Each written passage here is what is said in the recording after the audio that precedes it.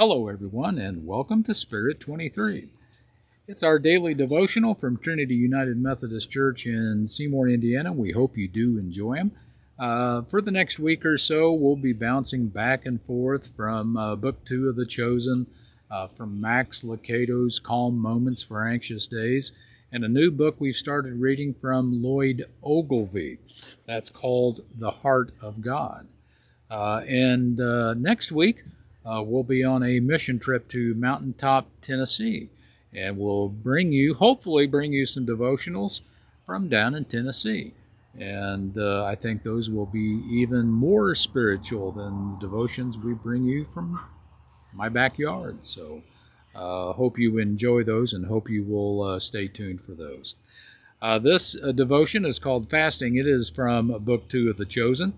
From Luke 5:33, they said to him, "The disciples of John fast often and offer prayers, and so do the disciples of the Pharisees, but yours eat and drink." Fasting is a bummer. There, we said it. Of course, fasting can also be a beautiful spiritual discipline. Jesus fasted. But eating is more enjoyable than not eating, obviously. So understanding the purpose and place of fasting is important. Jesus and his followers were different. John the Baptist followers fasted and prayed often. The Pharisees' followers did too. And apparently everyone knew when everyone else was fasting and praying. But Jesus' followers were eating and drinking and clearly causing a ruckus by breaking with religious norms.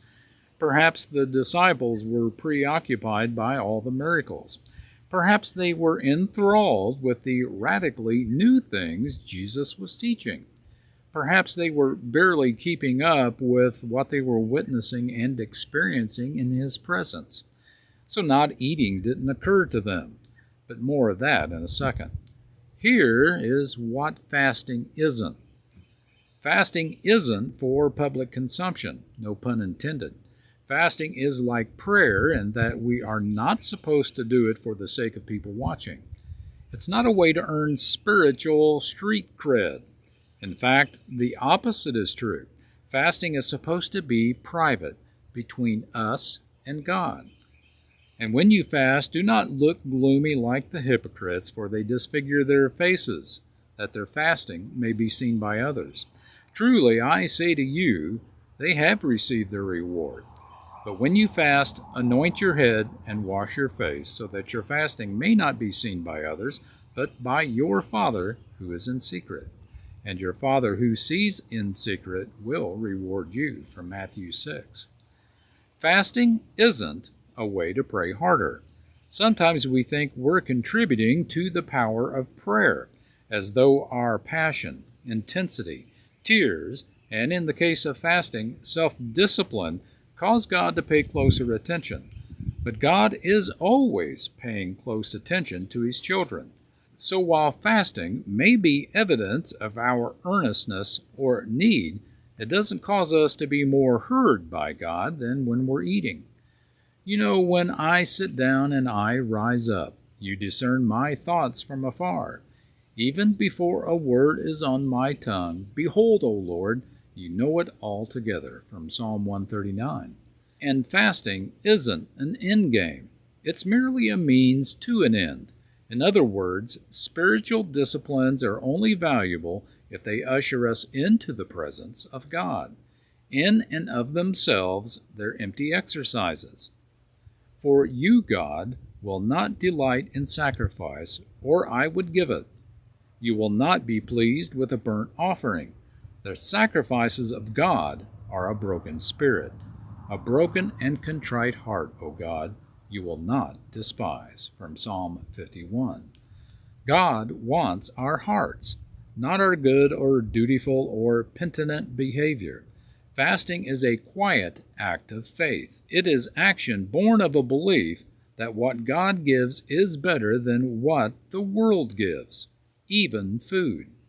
It's an acknowledgement that the earth is sustained by the bread of heaven, the one who satisfies our soul in the way only he can. Fasting is a way to practice putting our flesh aside to seek God, his wisdom, His guidance, His intervention. Our hunger pains even act as a reminder to pray. And fasting is a way to posture our hearts, open our hands, and abide in the presence of God, which is why the disciples were not fasting. They were already in the presence of God in the flesh, spending every minute of every day with the one whom others were fasting to be near. Of course, they weren't abstaining. They were partaking. They were following Him with their hearts postured to learn, their hands open to receive, their lives offered to Him the same way we now offer ours. So whether we quietly fast or eat and drink, our desire and aim should be the same: more of Jesus and what He gives. Our prayer focus today: ask God to reveal any misguided thinking you have in regard to the practice of your faith, and ask Him to show you how to truly posture your heart to learn and receive more of Him each day. Thank you for watching Spirit 23. May it be a blessing to you today and in the days to come.